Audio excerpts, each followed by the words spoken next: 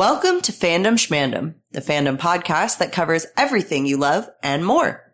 I'm Sierra Obermark. And I'm Sam Williams. And I have an apology and our first retcon of the podcast, which is everything to do with the MVP conversation from our very last, not Bob's Burger episode, but our Stranger Things episode, where we duly dubbed Robin and Will MVP, and then later realized that we'd already given Robin an MVP in season 3, and that Will, I now will cede to you, Sierra, that Will should probably have solo MVP honors from episodes 1 through 4 of season 5, our last Stranger Things episode. So you win. Will is now solo MVP.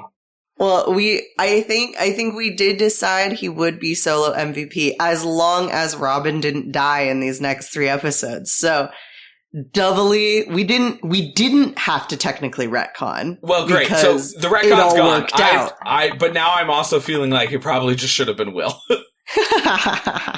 And also, she didn't die, so that's helpful. Exactly. Spoilers. So Spoilers alert from here on forward. Oh my gosh, yes. Sorry, we should have maybe led with that. It's coming. It really is. It really is. Today's episode, we will be proficiently prattling about Stranger Things Season 5, Episodes 5 through 7. Spoiler warning, we will be talking about everything to do with Stranger Things. That includes all 4 previous seasons, the play, and all of Season 5 so far. And without further ado, we will, as Roger Smith says, dive all in. So keep your finger on the pause button and rewind that tape. It's the prestige category. What did we notice on this watch through? Biggest reaction times, episode 5. My biggest reaction in chronological order in this one was Mr. Clark! Ah! Yes! Woo! Hello! We were right. He deserves to be in the show more. And B, Sierra, you said he deserves to know everything. I hope they do that. And you were very right about that. Yes. We were a little wrong on the circumstances of him coming into the group and being part of everything. I think we'd originally said that maybe he would be in danger and the group would come and save him, and that's how he would come into everything. And so it's a little flipped because he gets drawn in specifically to save Dustin. But I honestly like this a lot better because just shows even more that he's just so ride or die for his students, his favorite student, his little protege. Go Schnookums. I hope that in his brain a lot of this is just like, oh, well, this makes sense. This all makes sense a lot more now. I feel like I understand a lot more about what's been going on in my life for the last 5 years. So that's great. And also, yes, go Schnookums.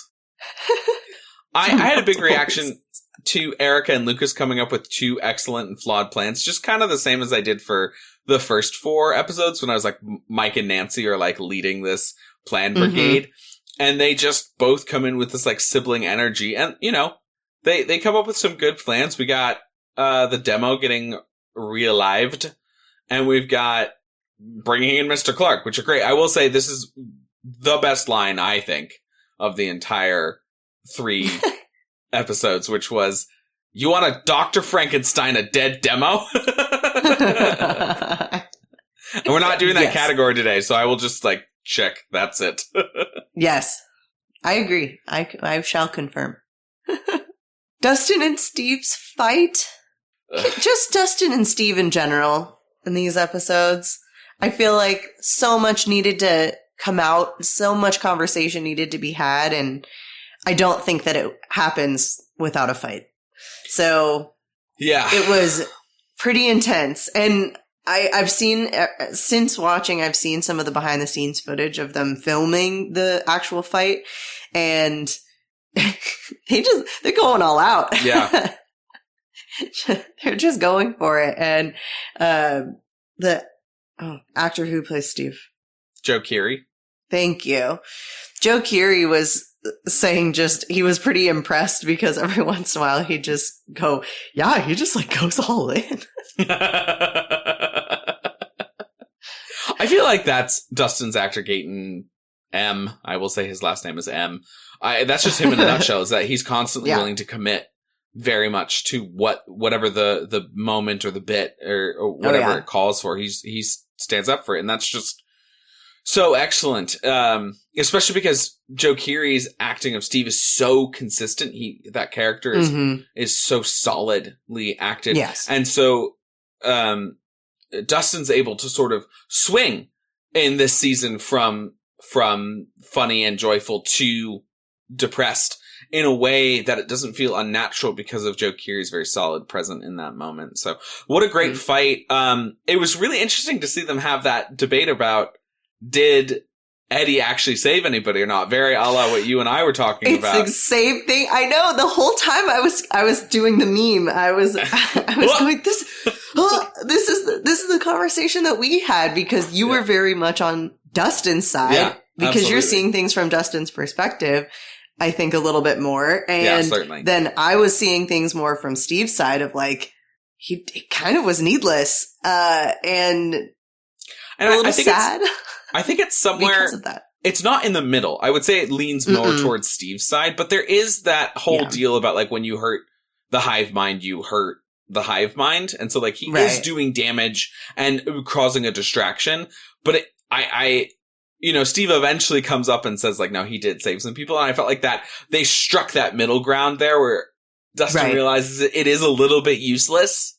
And also there is some penance given to this did some good.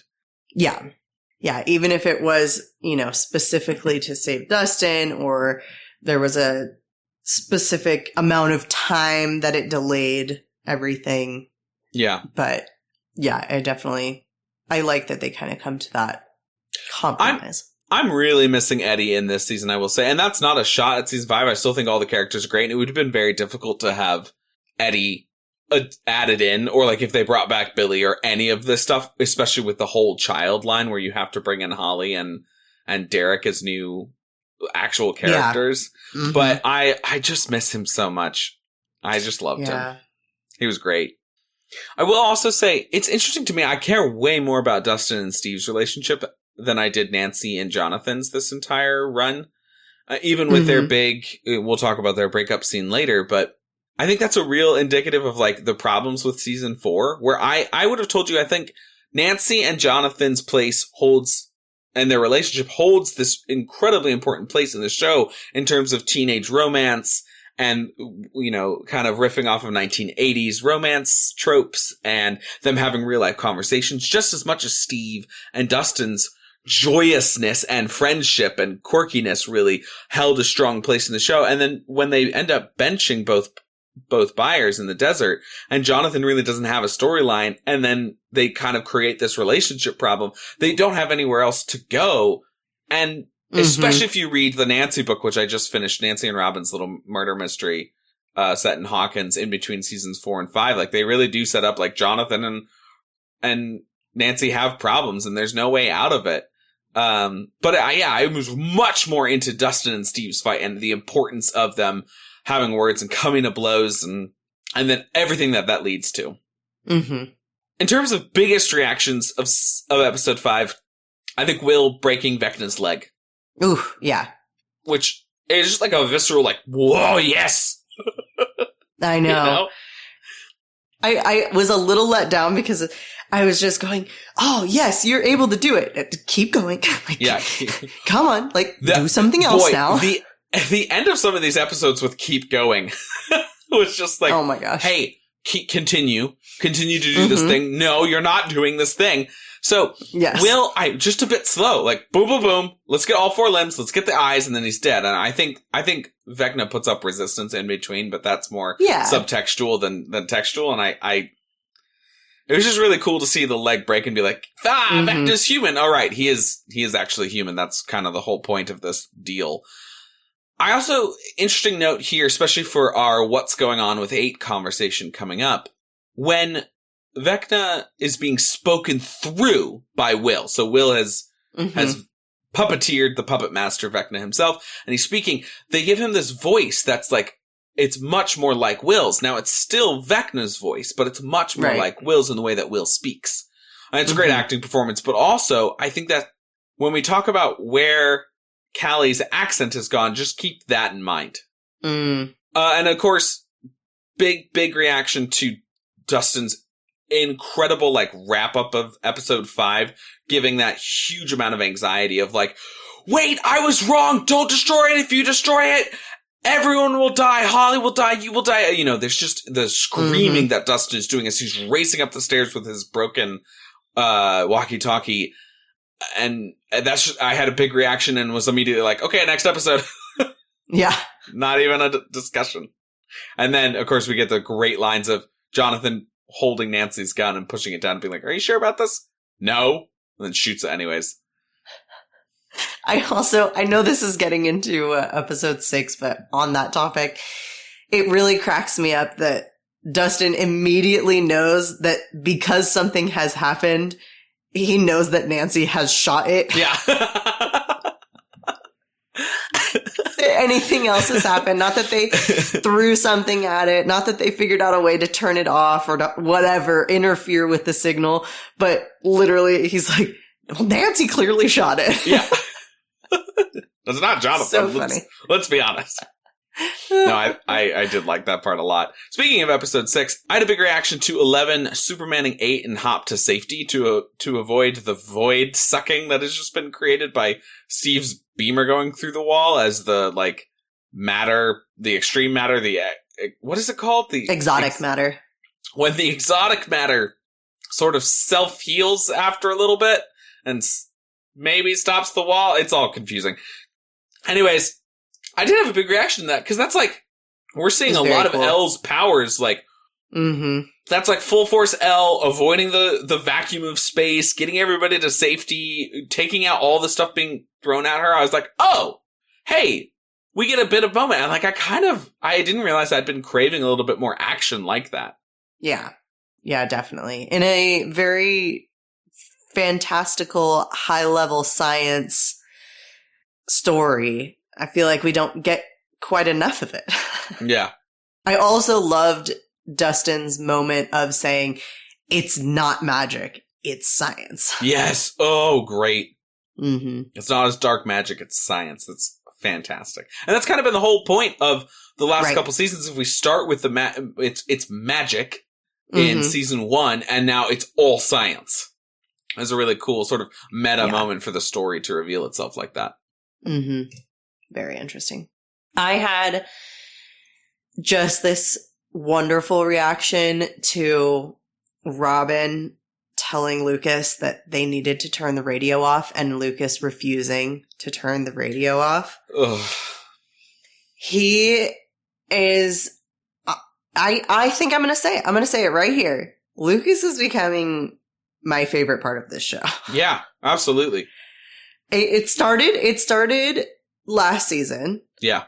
And definitely he's just getting better and just consistent in his emotional beats throughout the episodes. And him just clinging to her, those kind of tears brimming in his eyes, the fear, them seeing the Demodogs closing in on them, and then just his faith that Max is coming. He knows it. Max is on the way. Max is coming. He's not going to turn that radio off if he can do anything about it. He would rather die than not let her escape. Yeah. And it's fantastic. They're the best couple duo. Not even close. It's not even close. I mean, the season 4 finale of him holding her as she's like actively about to die sealed that already for me. I just got chills again thinking about Erica, help. Erica, help. Oh my gosh. Yeah. But that moment with Max and not turning it off, even as the Demodogs are, he knows they're coming. They're in the laundry room. It's just like, what amazing faith. And like the fact that Robin is like, oh, okay, and scared out of her mind. I really thought for a moment they were going to kill Robin off right there in order to save more time. And and then I thought it was Elle who was doing the washing machine, because I thought it was like a season 3 callback to turning on the car. Oh, mm-hmm. No, I knew who it was. Yes. Well done. Well done. Yes. I knew who it was because Mrs. Wheeler. Yes. Amazing. Here's Lucas's name over the PA. Immediately, I know them. I know these demos are bad. I know these lights flickering.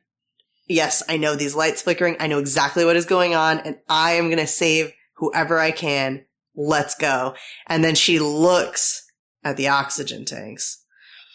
And so then when I heard the thing going and the Demogorgons or the Demodogs turning and seeing what the commotion was about, especially when you see that it's the oxygen tank in the dryer, it's so good. I also had a very visceral reaction to the Demodogs becoming cats for a second.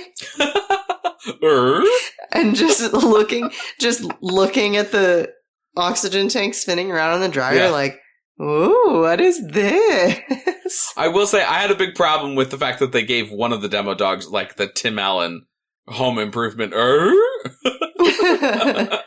It was very funny. Come on. It was slightly cheesy. Yeah. With that added in noise. That's the little point. I was down with the whole moment right up until they did that. And then I was like, oh, okay. Yeah.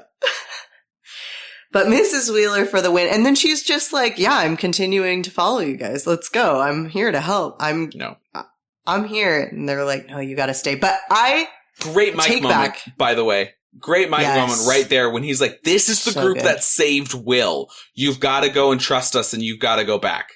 Mm-hmm. And I kind of want to take back everything I've said about Mrs. Wheeler and Mike because they're really on it this season.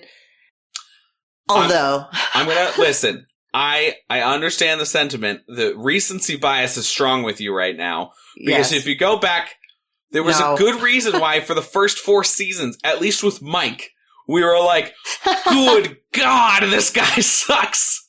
Yes, this is true. No, I don't necessarily want to take it all back, but I do think that they have, my opinion of them now has superseded, they have made up for in spades the lackluster performances previous in terms of character. Yeah. Yes. I especially I think with Mrs. Wheeler because she was really relegated to this kind of side character who is very willfully ignorant of everything that's going on and just very much, Holly points one direction, she looks the other direction type of situation and very much on the outskirts of everything that's going on. And you're kind of going, why do we care so much about her? This is why we care about her. Yes. I got a little announcement for those of you online and in the world that are like, Mike is no longer good. I want to go back to the old Mike. Go back to the dark cave of where you came from. From whence you came. Crawl back into the abyss. We don't want to hear from you. You have terrible taste in human people. Dear Lord. My goodness. So the next thing that I would say it was a big reaction, but honestly, it was kind of a lackluster reaction for me, was Nancy and Jonathan's breakup. I think it didn't necessarily come out of nowhere, but I feel like we hear during their conversation all the problems that they had. And I feel like we maybe should have seen more of those in the interim time between the end of season 4 and the beginning of season 5. And obviously there's, almost 2 years have passed. And so a lot of things I'm sure have come up, and he sold her sweater to Goodwill and hates everything she's ever written, question mark. So this is there's been 2 instances of this type of conversation that have come up that my wife and I have been like, what the actual flippin' flyers? Like, who does that? Because there was like this, the TikTok trend of like, we listen and we don't judge, and couples will do it. And one couple was like, oh yeah, when I get angry with you, sometimes I donate your favorite clothes to Goodwill. And then I'm like, oh yeah, you must have lost it. It's horrible. I'm sorry. That's like really toxic. Let's all be very clear. That action's very toxic. Jonathan, it's like, first of all, Nancy's like, has like very relatable things to say about Jonathan. And then he's like, I hate reading the thing that you want to do for your career. I hate your articles so much. And then he clarifies, to be fair, he does clarify to say, you aren't interested in my actual opinions about your articles. You just want to hear how great they are, which that would be annoying, certainly. Yes. And then she responds, but they are great. Yeah, which super annoying and very Hermione coded for Nancy. Yes. And Jonathan and her are very Ron and Hermione coded in ways, and this is why I think they don't actually work as a couple. But that's a whole different podcast.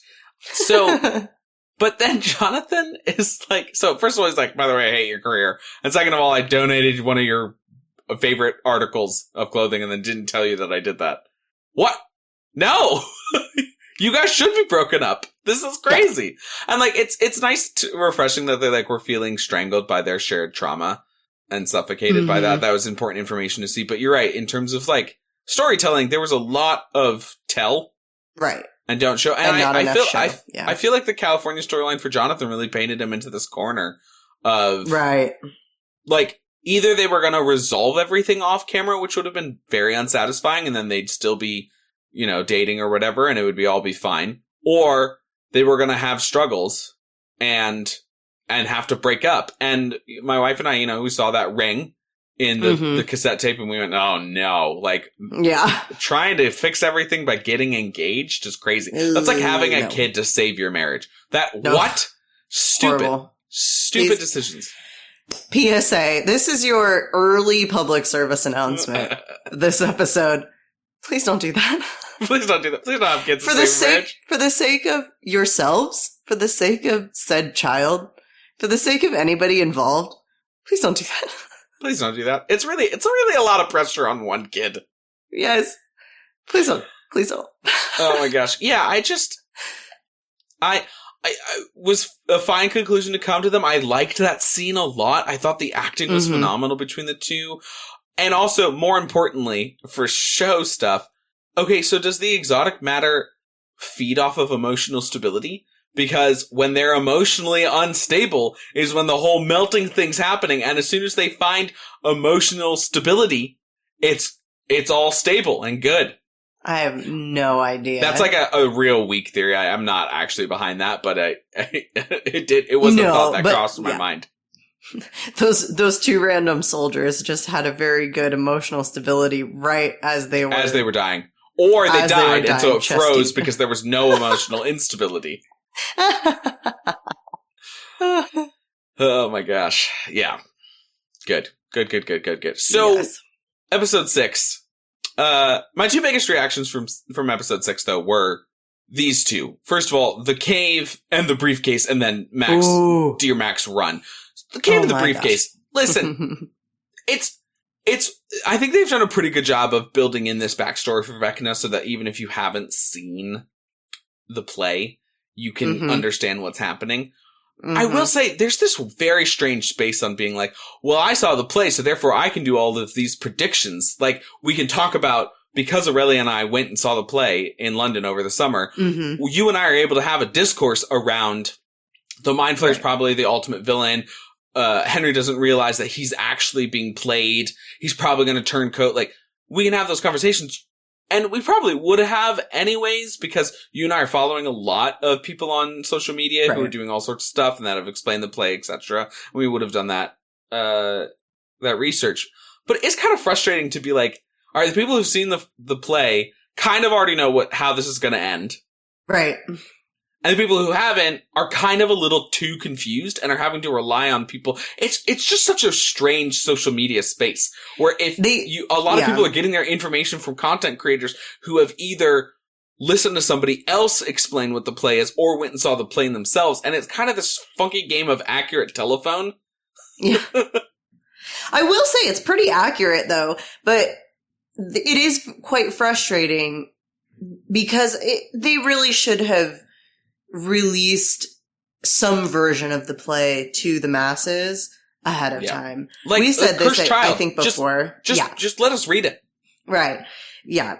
Give us the script or film a production of it and put it on Netflix and let everybody see it to understand what's going on, because I do feel like there are still so many questions because they're kind of teasing the information and giving the character's viewpoint. You know, Holly's watching this in the cave and watching what Henry is doing and watching him open the briefcase, but then it cuts because Holly turns away. Right. And so we don't actually see. I kept expecting it to go back to at least inform the viewers what was going on. No, they're moment. clearly going to do that in the finale.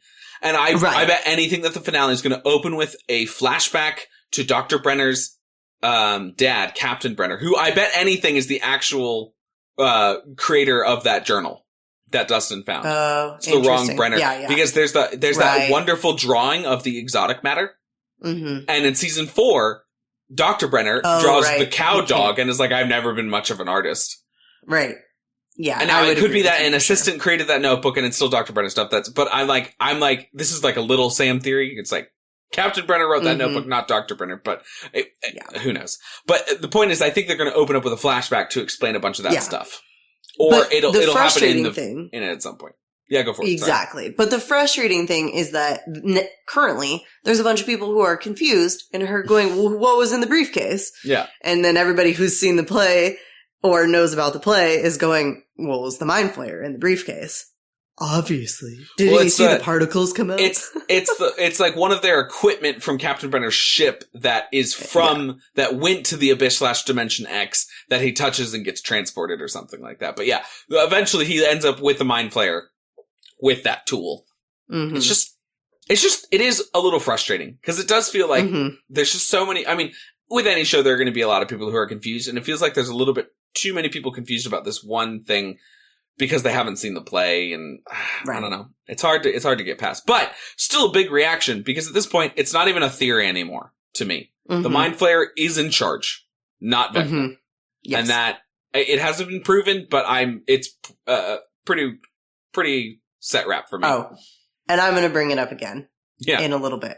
Okay, great. So don't you fret. Here we go. Also, the other biggest reaction, as I said, was Max, run. Like, you already didn't make it out because the music turned off from Kate Bush, and then you got shut out. Like, I know we need to help Holly get out. That's so noble of you. Super great. But you did not know that portal was going to open, ma'am. You had no idea. Ma'am. Yes, seriously. You, me, everyone else. Why are they talking for 20 minutes instead of running up that hill? Run. But then she starts walking. It takes her a while to run. Even after they're going to their separate things, I was like, oh yes, this is nice and cinematic. Can you run now? Please. I get the fact that we're all like, come on. That is precisely what the medium is supposed to do. And make you feel. But I confess myself extremely annoyed, even though I think it's exactly right. And that I'm supposed to be annoyed, and I'm supposed to be frustrated, and I'm supposed to be feeling anxiety. And so I say this with all credence to the fact that this is good. This is good television. But my God, there was a great GIF that somebody put together, TikTok video, something of that nature, of Mr. Bean, like his most famous, like looking at his watch and then laying down in the field and everything as he's waiting for Max to run. That's so good. It is really good. If you're listening to this podcast and you're like, I have no idea who Mr. Bean is, hello Gen Z, hi Gen Alpha, look him up. He's really weirdly funny. A lot of physical comedy. Rowan Atkinson is a legend. Episode 7. Biggest reaction. What is this Dark Crystal Cave? If none of you have seen Dark Crystal, it's a 1980s movie. I watched it 10,000 years ago. I watched a recap just a little bit ago to remind myself of what's going on. The cave that Vecna is in. First of all, I don't think it's a cave. I think it is the corporeal form of the Mind Flayer. We see those beating hearts. We see its weird shape. I think that this is where that beast comes from. And so when they eventually go to kill the beast, they will have to destroy its physical form. But this cave that's there looks almost, it's certainly a reference to the Dark Crystal. If not, there might be something more going along. It is interesting that Dark Crystal, that movie is all about, so a little bit of a spoilers or a quick summary of that movie. That movie is all about like, hey, there's a crystal that got shattered, and so a dark crystal came out, and it basically split a whole species in two different parts. And the whole thing is about putting that crystal back to where it was and creating balance and rejoining those two worlds together. Which is Henry Creel's plan, is it not? Yeah. And so like, I don't know how much of a reference this is going to be, but like creating balance, and was this world, is Dimension X and Earth actually the same place and it should be brought together? I have no idea. I don't think so, but I was intrigued to see that this was about, like, now, their planet is a whole planet, and it's really just two species that have been split in half, and they're trying to bring everything back together to create harmony, and that's clearly not Vecna's plan. No. Vecna's plan is to take over and reform the world as new, but it was just enough to make me go, huh. I wonder if there's anything there. To make you go, to reference something else that people won't know. So listen, I'm going to have my biggest negative reaction of the whole 3 episodes. Holly plummeting to her death. Oh gosh, I gotta say, as soon as she started...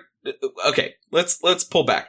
I think it's interesting that she has this, like, I'm going to run away from Vecna, and I found this rift. And at first I was like, that's convenient rift. And then we find out later Vecna's putting those rift there on purpose. Okay, fine. Easy peasy. I can buy into that. And then she pulls through, and then she falls, and I'm sitting there being like, she shouldn't be falling, right? Like, it's not like there's a gravitational force that's heavier that's creating gravity down in upside down Hawkins in the abyss. Like, it should be equal weight gravity. I guess that they really needed a way to be like, guys, it's up there. And so here's how we show that it's up there. But Holly, first of all, she just falls, and then it happens to be right on top of the lab. Hawkins' lab, which again seemed contrived. Well, not necessarily. I think that makes sense because that's where the exotic matter is. And so everything is coming out from the exotic matter. But Vecna's lair being literally right on top of the same place just happens to be right there, and that rift just happens to be right there is what feels a bit contrived. Okay. And so she pulls out and she falls immediately down there. Like, I understand that being in the center of everything, that's fine. But in terms of her, like, bloop, and then she falls, and then Nancy hears the scream, and she's like, oh, Holly! And it just like, okay, there's a lot of coincidences happening that seem less interesting and more just like, well, we need a way to show this. And then the fact that Vecna's just like, yoink! Also, that is an insanely long distance for him to apparently stop 2,000 terminal feet. Velocity and... Gently stop terminal velocity. Yeah, and then pull her back up. Yeah. With expedience. Did not love that precise moment. The whole rest of this, I think, has been, if not brilliantly written, then very arguable that this is the right way to go. That scene, I was like, I guess you need a way to get from point A to point B, but this felt a little bit weaker than the normal expectations I have for Stranger Things. Yeah. My biggest reactions, I think, are a lot of people's biggest reactions with this episode. Dustin and Steve's makeup. I honestly, this was the moment that I had tears brimming. Not the potential breakup earlier, or not potential, but not the breakup earlier, not the fight earlier, not any of the forthcoming stuff, but this right here was when it really got me. And Lucas and Max being reunited. Those two moments were the emotional beats for me. And so Dustin and Steve making up and actually having that conversation and apologizing to each other and explaining why they need each other and how important they are and that they should have been there for each other this whole time and they were kind of taking each other for granted. And it's just it's wonderful. Brilliant. So amazing. If you're looking for the opposite definition of toxic masculinity, it's this right here. Certainly. This conversation is the exact opposite. It feels very much, and this is so funny because this is not the type of thing that you saw in any of the films, but it feels very Lord of the Rings coded in terms of watching male friendships that are blooming and having a good time with each other. Super supportive, two guys. Just, it's awesome. It's really great to see. I love it a lot. And then the last one, not the last one. The last one for me of what I think a lot of people had, big reactions to is Will's whole coming out, which I think was very, I know there's a lot of different opinions about how many people were involved in this situation and should it have really been everybody or should it have just been a select few and things like that. I personally think that it made sense for it to be either just Joyce, Jonathan, and Mike, or everyone. I don't think that there's a way to have, and he doesn't even really need to have that conversation with Jonathan because they've kind of already had it. Yeah, Jonathan, and you can see that on Jonathan's face. Yeah, Jonathan the entire time was like, yeah, I know, buddy. Yeah, I know. He's so proud of him in that moment, which is really, really sweet little brotherly situation. And what I was hoping for, because I was hoping that Jonathan would be there to help him with that moment. So I think that it makes sense because all of these people are now going to be relying on Will and what he can do during this mission with Elle and 8, and being able to rely on him is also him relying on himself and being true to himself. And that's a really key moment for him to be able to fully accept who he is and then share that with everyone. Yeah. And so I think that just builds the trust in the whole group.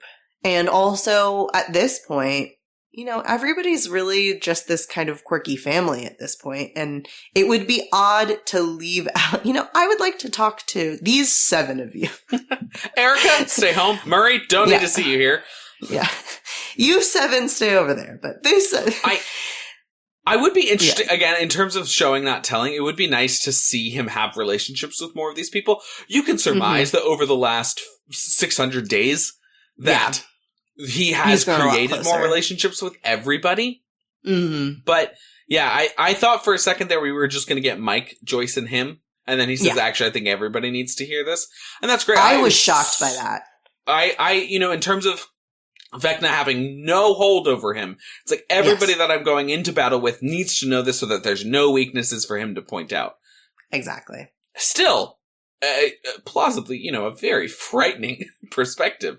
Terrifying. And it would, I do have a slight criticism in 2 different directions on this scene. First of all, the criticism for those people who are saying this was so anticlimactic. Episode 7, the penultimate episode of the entire series, is anticlimactic from an action standpoint. Mm-hmm. In terms of, it is really all set up. We got a little bit of action with Vecna and Will earlier.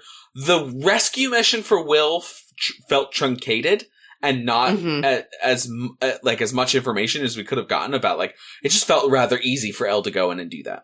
Yeah. The escape from Camazotz I thought was great in episode 6, but episode 7, not really. This does feel very, and this is a reference that Sierra and I will understand, but it does feel very Dragon Age-y, where you are told by the video game, from here on out, you will not be able to come back to your main base of operations. Yeah. Please finish up any side quests that you'd like before the end of the game starts. And you go around and you go through all the side quests for all the different characters and you resolve all of their different stuff. So we got Hopper and Joyce have a little moment together. Not that there's really any resolution needed there. Mm-hmm. We've got Nancy and Jonathan resolving and deciding to break up. We've got Lucas back with Max. We've got what's the other pair? Dustin and Steve. Yeah, we've got Steve and Dustin as well. And now we've got Will with his big secret to everyone. So this is climactic in terms of a lot of character development and a lot of information that we need to know. Mm-hmm. You don't have to have big action all the time, people. And I think that this was actually a fairly climactic setup, which is ultimately what the penultimate thing is. Now, of course, the end of season 5's part 1, super climactic in terms of action actions and powers, and that's Right. what everybody wanted to see. But I think it's fair that the Duffer Brothers decided that we're going to take care of everything at home, in our home Yes. base at the Squawk, before we go off to the thing that we can't restart. Because after this, it's Right. Game Man and it's game credits. Yes. Well, and also I think that this is very much the theme of every season's penultimate episode. Everybody gets together Yeah. again Before they and separate. gets ready to separate and go off and do what they need to do. Yeah. And this is very much a literal, everyone is together in that room Yeah. before they go off and they do their own thing. Yeah. So I think that it makes perfect sense. Yeah, and then so my other criticism is a little bit around what's something specific to 2025. I would love to hear from anybody who's gay who lived through the 80s to explain a little bit about like what the terminology would have been like in a scene like this. Because what the impact of this scene in 2025 is that this is another show that's in a big fandom that has skirted around actually saying the word gay or homosexual. It's not said in any way, shape, or form. And that has become a loud, blaring complaint from the LGBTQI plus community. And so in terms of, now I'm not part of that community, but I'm here listening to that complaint and voicing it here for those who aren't on the pod. And I understand like that. It sucks to have that happen. And they skirt around that. Now it's still all said. It's said without being said, right? It's clear what Will is saying, but they do skate saying the word gay. And there is this idea that TV shows and movies want to be able to express it without specifically naming it so that they can still have people who don't approve let their children watch because it's explainable in another way, shape, or form. I don't know if that's true. I don't know if that's the reason why it's done. I don't know what Netflix is doing. That's just speculation. But I am a little bit disappointed that they fall into this line of other TV shows. I think most famously off the top of my head is all the Grindelwald Dumbledore stuff in the Fantastic Beasts series, where they like just flat out would refuse to say the word in any way, shape, or form. And so what that makes is Stranger Things is just becomes part of that. It's like not making the Bechdel test, which obviously Stranger Things passes with flying colors, but like Dark Knight doesn't pass the Bechdel test, and that sucks. And I can be as complaining about that as I can complain about the fact that Stranger Things falls into this category of just not being able to say a simple word. Last big reaction of episode 7. I had a big reaction when 8 gets 11 to agree to essentially kill herself by remaining behind. And there's a lot of stuff that we're going to talk about 8 in a second. But 11 nodding to 8 at the very end there to indicate, yep, all right, fine, we'll do your plan. Because of this whole, the U.S. government is just going to try to continue to make more and more Vecnas, and we can't let that happen. It's a problem. And everyone's saying there's got to be a different way. There's another way to do this. Like Elle's looking for it. Mike's looking for it. And that was a huge reaction for me. And for whatever reason, I don't know why I feel this way, but there's still just enough ambiguity around Dr. K's character because she has not been able to talk directly with 11, where I understand that she's seeking 11 with like a heat-seeking missile. Right, that whole conversation with her and the soldier is very much like, oh my god, she really wants 11 super bad. But I still feels like there's enough room to be like, okay, so she's doing everything in her power just to get to her.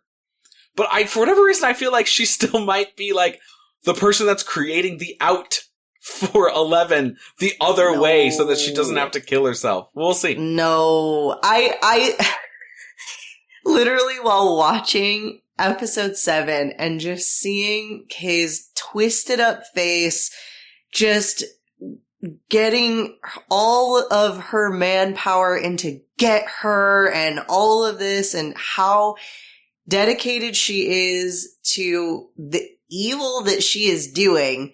I literally while watching kind of laughed and scoffed and my husband went, what's going on? He doesn't watch the show, but he was like, what? I don't understand. Why are you laughing? It doesn't seem like it's a funny part. And I go, well, Sam thinks that this person might end up not being terrible. We'll see. I might be horribly wrong on this. I think you're horribly wrong. I do not see a way that she can have any turnaround. She's so committed. Unless everything is a lie. And that would suck. The everything is a lie would kind of Yeah. be unfortunate, I will say, because I don't care for that type of plot Storytelling. twist. Yeah, same. Yeah. But I have a theory about 8 getting 11 to agree here. Will is going with them now. Yeah. And the plan was decided before Will was coming along. And I think that Will is going to sacrifice himself for Elle because he wants to see the others happy, especially Mike, even though he's realized that, Mike was just his Tammy. But I think that his love of his friends and everyone else, including Elle herself, is going to make it so that he will realize what 8 is doing and will put himself in the middle. My big question around this theory is what changes Elle's mind? Because the I whole think thing Will. is Will can't take Vecna's blood out of her. What changes her mind in terms of, oh, okay, actually it's safe for me to live? I mean, she's disappeared before. Yeah, okay. So you think she'll just go back to, actually there's still ways for me to keep fighting? Yeah, I think that there are other ways. They have the ability to change her name, change her face, whatever, and go somewhere else completely unrelated to Hawkins, just like Mike wants. Yeah. And they can go disappear. Yeah. All right, I like the theory. I can be down with it. Question for you, Sierra. Yes. These episodes fulfill what you were expecting? I'll lead with this. Duffer Brothers said it's going to be a dark Christmas. And that was true from how they lit the scenes. It was literally dark. Yeah. But I don't think it was actually that dark. No. I don't think so at all. It's a little frustrating. We've talked about before the lack of death and how these stakes are so high and yet everybody keeps making it out by some miracle, some sudden change of fate. Steve doesn't get on the ladder. Nancy and Jonathan, with the power of self-actualization, stop the goo. All of these different ways that everybody keeps surviving miraculously. And I feel like they can't then just turn around and get rid of characters. And Duffer Brothers have even come out and said, this isn't Game of Thrones. There's not going to be a red wedding scene. But nobody's asking for a red wedding scene. No, well, but that was the only way that I was thinking they were even going to have the level of devastation that everybody keeps promising. Yeah. Noah Schnapp had come out and said, everybody's going to be devastated, be prepared, have your tissues at the ready, it's going to be so sad. And other people have stated this as well of how you should prepare for the season finale. And I'm going, well, the only way we're going to get that level of devastation is a Red Wedding-esque massacre, essentially, of a whole bunch of characters dying at once. And it just does not seem like it's going to happen. So I don't understand. I maybe it's because for me, there isn't one or two characters that matter enough that it would be that devastating if just one or two died. So when Noah said that initially, I did think immediately, emotionally, it's going to be difficult for the characters, not necessarily death-wise. And I think that's because we're at least going to get one character left behind in Dimension X. And the Duffer Brothers said, we'll see something in terms of where a spinoff could go. It may be that Will ends up staying behind and becomes sort of the next Henry Creel, but they're able to shut it off for now. It may be that anybody that has sort of Vecna's touch in them has to stay behind. All the children, Elle, Will, and 8. We'll see. But I do feel like in my head, it's Will. Will's going to be the one left behind. And that's that sort of idea of, you guys saved me, but I was sort of marked for death ever since Vecna came to get me. That sort of emotional terribleness is right there. And so you can have that Mike Will scene that's very Sam Frodo centered, where it was like, yes, we saved it, but not for me. And so that reference is then actually not an Elle and Mike reference, but a Will and Mike reference, which I think makes sense, especially because those two definitely feel the most Sam Frodo-esque, where Will is for sure Frodo and Sam is definitely Mike in a weird way.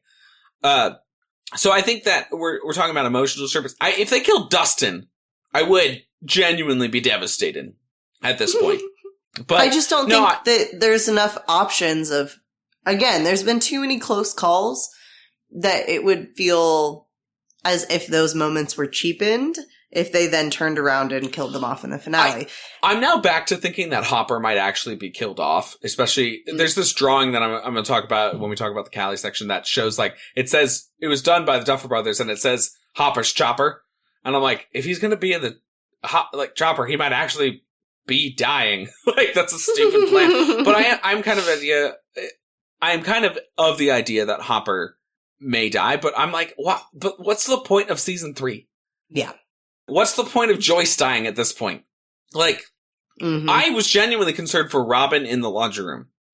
I was concerned for Max at the end of episode 6, being like, man, Vecna might come in here and just wreck her right before she gets to the exit.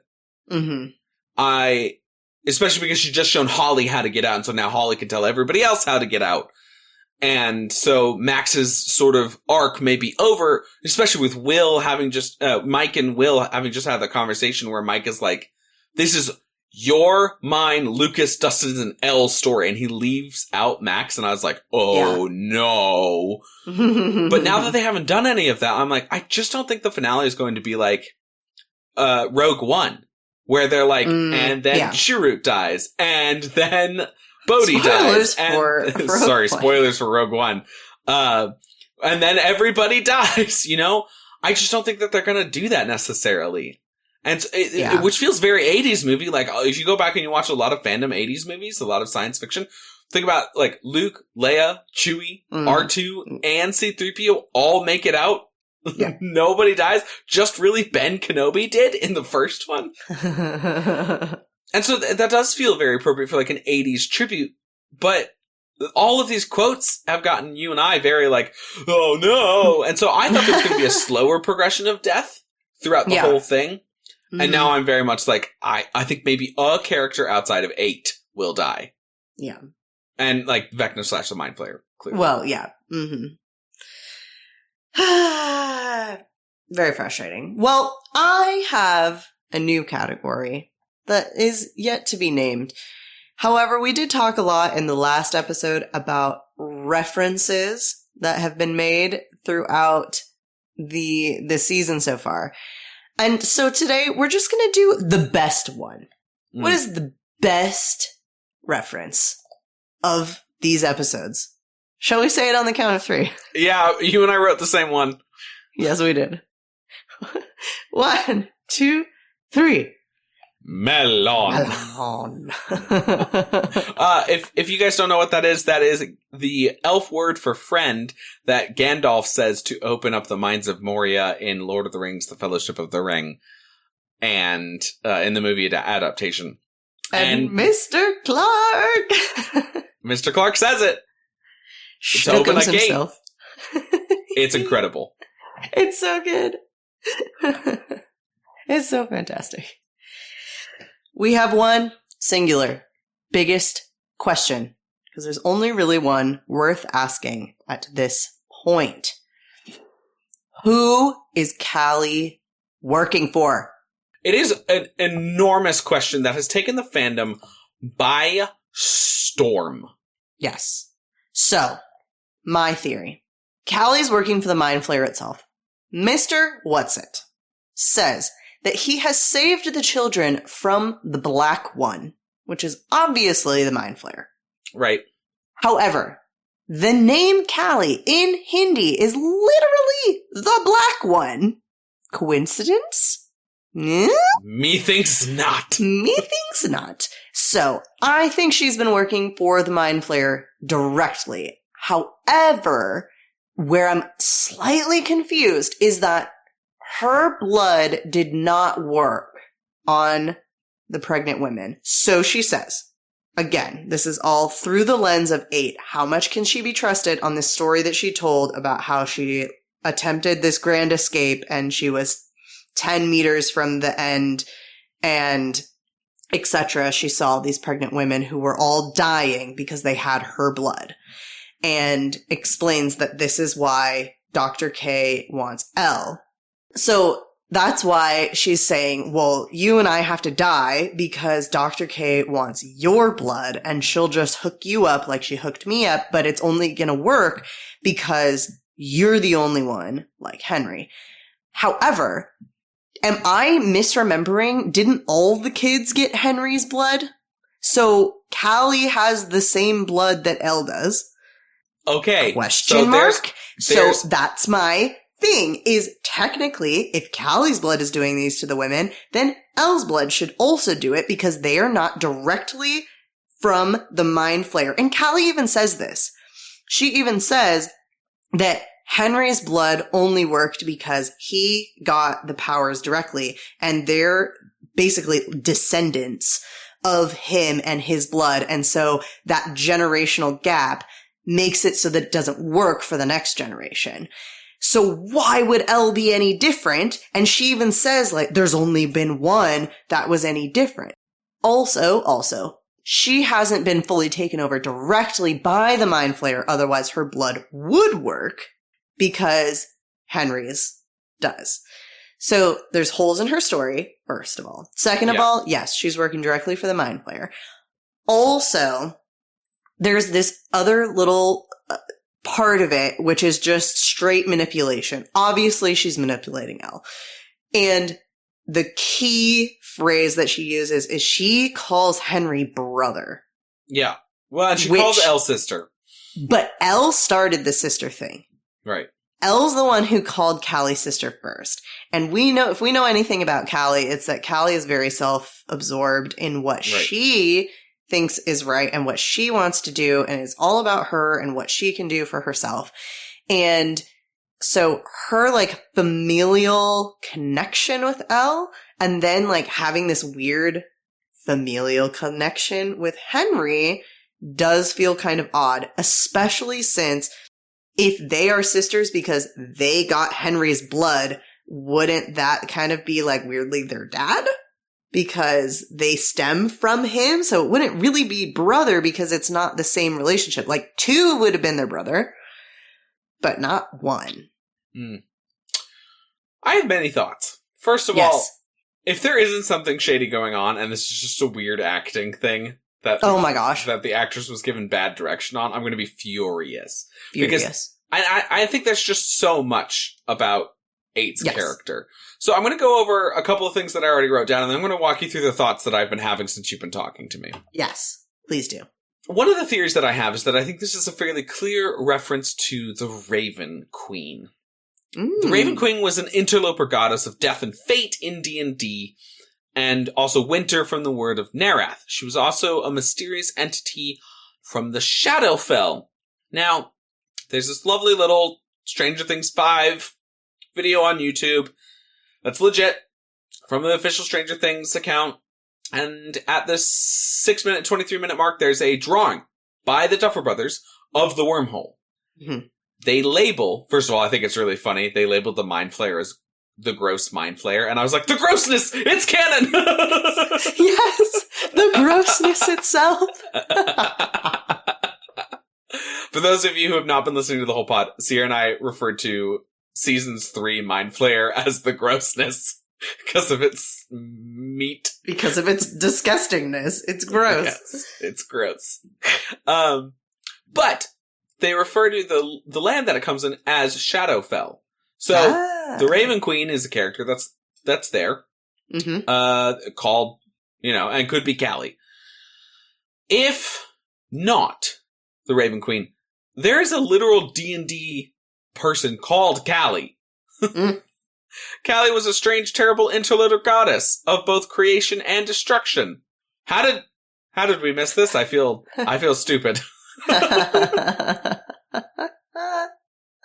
I feel like so many people have been like, D&D this, D&D that, and here's this other D&D thing, and like, just because Callie hasn't been around since season 2, which was so long ago, it wasn't really prevalent. And now I'm like, oh my goodness gracious. And you already touched upon the Hindi and Sanskrit stuff, so her powers are just so different, really. Yeah. From numbers 2 through 17, obviously -8. They're all much more in the way that 11's powers work, which is forceful telekinesis. Vecna's is both forceful telekinesis and mind stuff. So, like, there's room there that could be Callie's deal. However, Callie, taken from London, not taken from Hawkins. 8 is literally delivered by Dr. Brenner at the beginning of the book Suspicious Minds into Hawkins' lab. So by the time that she's coming in, being brought into the program, she doesn't have any blood. And 11 gets Henry's blood through a blood transfusion while pregnant. So there's some questions there as to like, wait a second. So Callie's brought into the program, but her mom wasn't pregnant with a blood transfusion. So then is she given the blood transfusion directly? I don't think so. So this makes me think that actually 8 is not derived from Vecna, but was taken over in London by the Mind Flayer directly. And this is why their powers are a little different. There's going to be different variants for different humans in what their brains are capable of producing, depending on who you're talking to. And I think that she's, whether in Raven Queen form or whatever, is being directly controlled. One of the other big things that makes me think this is the way that she's speaking. She is not speaking in her accent. She does none of her old affectations. Now, it could just be that she's like recovering from being in torture for forever and her personality's just been completely changed. I don't think so, though. Or it's been a few years. Right. But I don't think so. I think it's more like when Will is speaking through Vecna. And it sounds a little bit more like Will. This is the Mind Flayer speaking through Callie. And I think that the plan really is, I've got one super powerful telekinetic person in Henry Creel that I flayed from back when he was, 14 in 1959. I'm going to convince 11 to stay behind because she is not flayed. I think this is the Mind Flayer attempting to lure 11 into its grasp so that it can take over her and have two hands, so to speak. Yes, definitely. So that's my theory. One additional little note on why we can figure out that something is highly suspicious about Callie. She knows everything. She knows about one and Henry and all of those details and the massacre and everything when she was not there. So how does she know everything? How does she know that Elle pushed him through? How does she know all of this stuff? She shouldn't be able to. She should. That was there's nobody there there's nobody that she has come across who could tell her all this information. Okay, so these are a phenomenal point. This is actually something that you and I chatted about. One of the very few things that we chatted about in the group text was just being like, how does she know everything? Now, I think that she's lying about this entire story. I think that Dr. K and company found her and was able to subdue her in the Upside Down. And were keeping her there as prisoner, not as blood transfusion packet. I think that entire story is made up. Which would help with my Dr. K is somewhat good theory, but also... It would help with that theory. I also questioned when she said that awful noise of hers. Pretty sure 8 is the noise. Yeah. She is the one creating... Her abilities create that sound. There's no way that there's...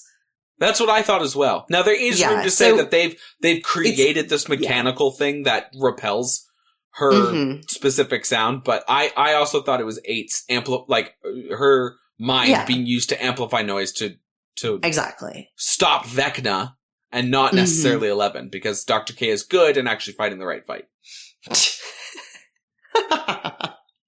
Sure. I will be so happy if I'm right. This has been the most victorious I will have felt. That's fair. I will allow you to be victorious if That's that excellent. does turn out to be so. I will wear a We shall see. championship belt on every podcast from here on out if I'm right. Awesome. All right. We're going to move now very rapidly into our last little section here, our MVP conversation, which will be convoluted and confusing. So dust off that card deck and get ready to shuffle. It's our Joker category for who is the MVP of these couple of episodes. Now, the reason why I say confusing and convoluted is because this is like a Dragon Age where we're getting everybody's sort of personal notes out of the way. But there's no main character that is being controlled by a person to go around to each person to do this. So, like, is it Mr. Clark again? Is it Erica? Is it Lucas? Is it Dustin? Is it Elle? Is it Mike? Is it Steve? I will tell you, it is not Hopper 8, Joyce, Murray, Robin, or Will. Mm-hmm. But, Sierra, can you read us through who have been our MVPs so far? Yes, I certainly can. I very much can. The current MVP standings. Everybody gets one. Season 1, we had Hopper, 11, and Mr. Clark. That makes a Season lot of 2, sense. we had Nancy, Bob, and Steve. Okay, good. Season 3, we had the Mind Flayer, Alexi, and Joyce. But that's really Season- a Billy Mind Flayer award. Let's be clear. Yes, Billy a is Billy really Mind big Flayer combo. Yeah, for Mhm. sure. And season 4, we had Robin, Dustin, and Lucas. Okay, and then Will, last episode. Yes, and then Will in the last episode. Okay, so Robin, Dustin, and Lucas. Man. Yes. Okay, so it is interesting here. Mr. Clark coming in to find Dustin at the last second is another great pound for pound argument. I think he's Mhm. in this episode just a little too much to actually come through on the pound for pound like he did in season 1. Because now he's Mhm. kind of part of the main team. Yeah. And that makes me be like, okay, so he's been in it enough where he's like having reactions and it's not just essential information. Right. Erica has not won yet. No. Erica hasn't really had an opportunity to win yet. And Erica's plan to use the telemetry tracker, which is basically to find Mr. Clark, maybe too many degrees removed to actually get her to win. We'll swing back to Lucas in a second. Elle rescues Will and saves It's Hopper pretty and 8. impactful. But, like, also 8 might be a bad guy, so Yeah, not great. but she doesn't know that. Yeah, that's true. I'm gonna say Mike might be coming in this weird, like, sort of Billy thing where it's like, man, Mike is a weird part of a good amount of stuff that gets Yeah. things moving. And he hasn't won at all, which, like, this No. season I'm like, do we recognize his change for good? But I don't feel like these 3 episodes have really showed that. I feel like if you were going to give it to Mike, it would have been It the should have last. been last. Yeah. It should have been the last one, but Will, had to have the trump card on that one. And so I think Yeah, I really did. it's difficult. It's very difficult. So, okay, here's the 4 people that I think are actually in the running. Okay. Lucas, Mhm. Dustin, Mhm. Steve, Mm-hmm. pound for pound, Mrs. Wheeler. Ooh. I feel dirty even saying it. It feels wrong.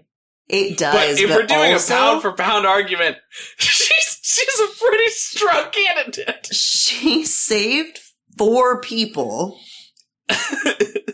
with one action and was completely gung-ho to continue saving people. And, like, her entire thing was, I see lights, I know something's wrong, I hear intercom, I'm going to go help. Here's, this joke is really Rips not. out her own IV and just goes. Okay, so those are my 4. Mrs. Wheeler, I, really do not want to give it to her, I gotta say. I, don't want to do it, but we gotta talk through the other 3. Yes. Okay, so Lucas, on the Lucas note, he recognizes that he needs to go back to Max. He recognizes that she's, on the way. Does not turn off the radio. Sparta kicks a Demogorgon. Sparta kicks a Demodog as well.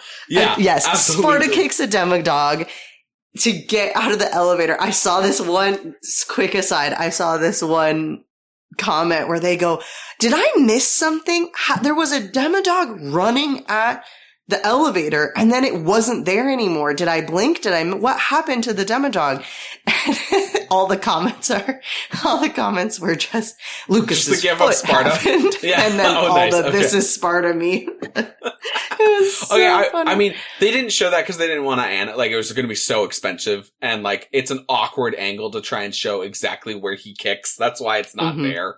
But yeah, he does. And also, he comes up with a plan to like Frankenstein a dead Demogorgon. Mm-hmm. Like, he does a lot. Man, he really does. Okay, so arguments for Steve, which kind of become an argument for Dustin, really. Mm-hmm. Steve is the one that gets Nancy, Jonathan, Dustin, and himself into the abyss. Mm-hmm. That is the last set, but he gets them there. And with that action, they're able to find out what the exotic matter is. They find out that it's a wormhole. Mm-hmm. They are able to see Holly and know that they gotta go up, up, up, up, up, up, up, up, up. Now, Steve doesn't actually do any of that information finding, but he is the one that gets them there. The person who actually finds out and is able to read and understand pretty instantaneously what this all is Dustin. Yeah. And boy, does he provide the essential information that they need to know. Yes, he is back to being the information giver of the group. He understands exotic matter. He understands the wormhole. He knows where they need to go and how this is all going to work. And because of that, and he names it the Abyss. Like, we get this great name for what the Upside Down really is. And so I feel like Dustin's case is really strong. I feel like Lucas's case is really strong. And I feel like Mrs. Wheeler is really strong. Now, either way, for Lucas or Dustin, it would be the first double win. It would. It would be. Because we have taken away Robin. Yeah. Robin no longer has the second MVP.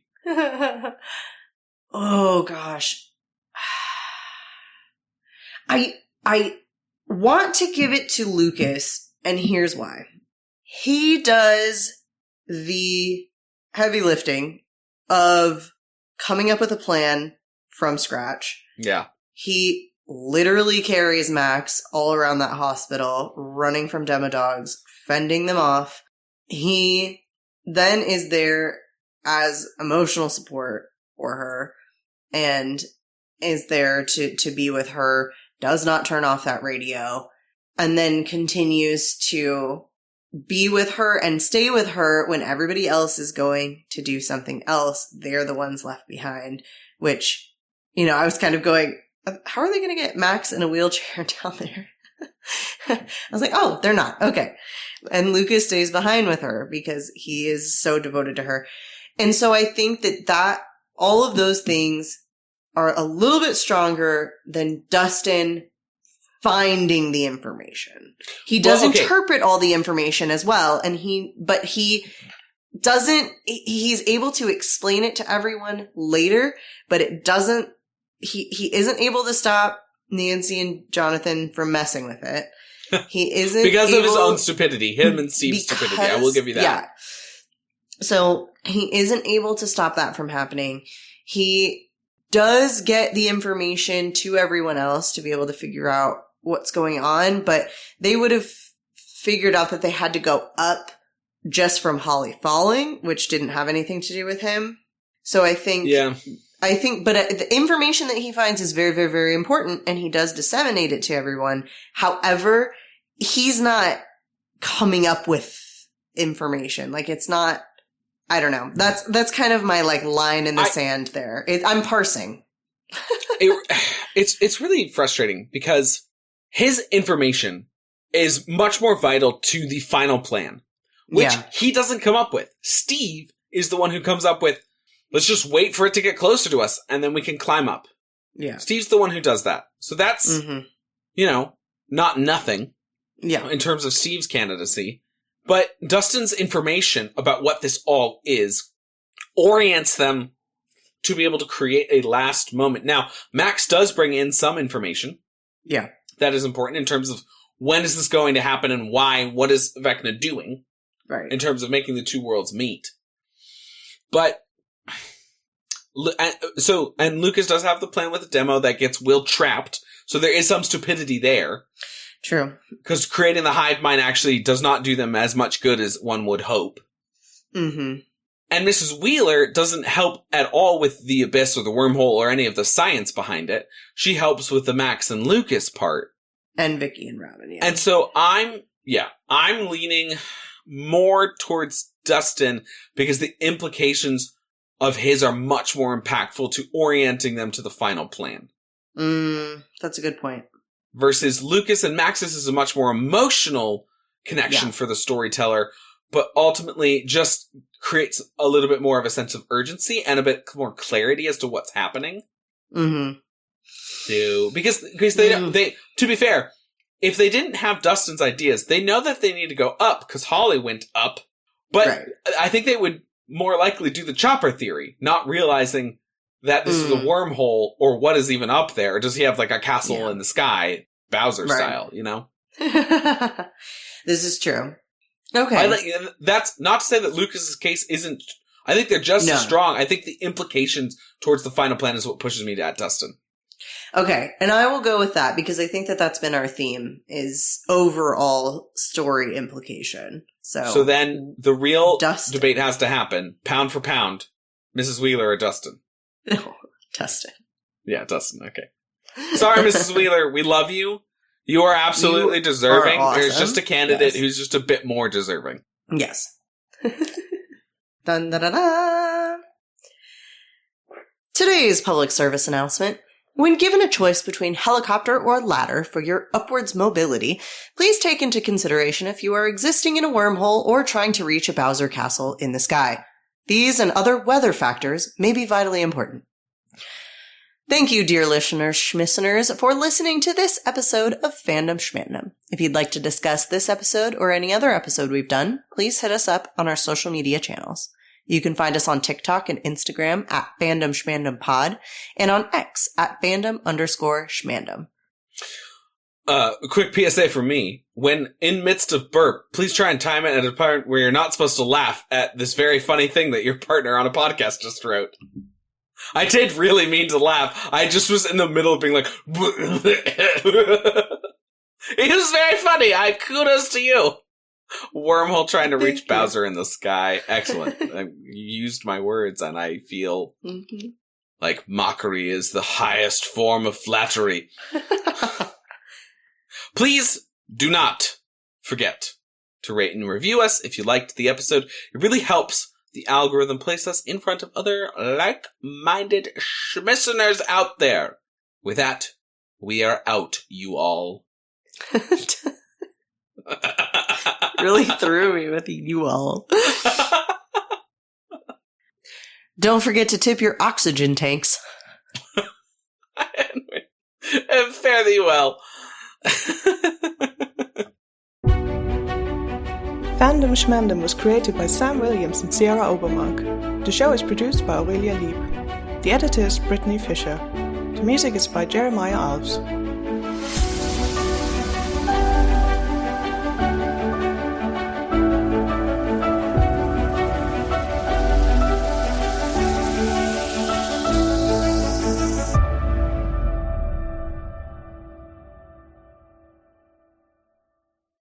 Picking up. Oh my god. Can I try to avoid it picking up nonsense? Dear listeners, Sierra has been sick for about 18 months now. She's been to the doctor 72 times in the last 4 days. God. No. It feels but like Sierra is actually sick and has been sick for like, I don't know, 4.5 weeks at this point. 5 weeks Something almost. like that. When did we do that recording where you can literally hear my voice? Your voice break at the end. Yeah, I don't know. My voice started dying in the middle of the recording. December 7th, 30th of November. So oh yeah, we did exactly 4 weeks ago. Exactly 4 weeks ago. So she'll be fine. But I'll her be voice okay. might break. Yeah, you may get very fun, like as if I'm just going through second puberty. It's fine. Or menopause early. That would be shocking. Really early. I should stress the really really early. I had a big reaction to 11 Supermaning 8 and Hopper to... I don't remember the word. Reactions, that's it. All right, Britt, starting that over. That's going to end up in the blooper reel. The two biggest reactions. That's like something out of a Disney Channel TV show. Yeah, for real.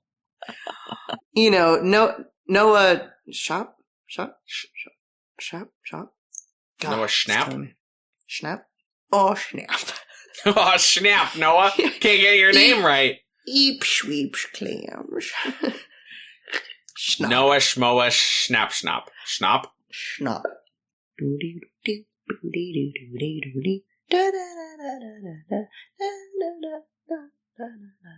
I can't beat box like Sam can, so I sing a stupid song instead. There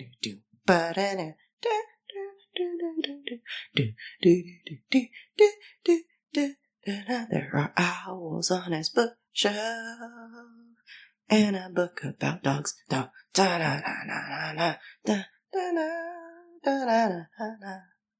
Sam loves his wife, and it's cute. Yoo-hoo. Creating a blooper reel with your singing? Yep. Great. All right, no, everything's good. I was like, I can't beatbox, so I'll sing a stupid song. 1 second, Britt. I have to unhighlight all of this stuff to hide my thoughts. Okay, so. So far, we have had... Ooh, sorry. Goodness gracious. We've had coughing by Sierra. Viral illnesses as our episode 1 through 4 MVP. Play this new game, Helicopters and Ladders. You only go up.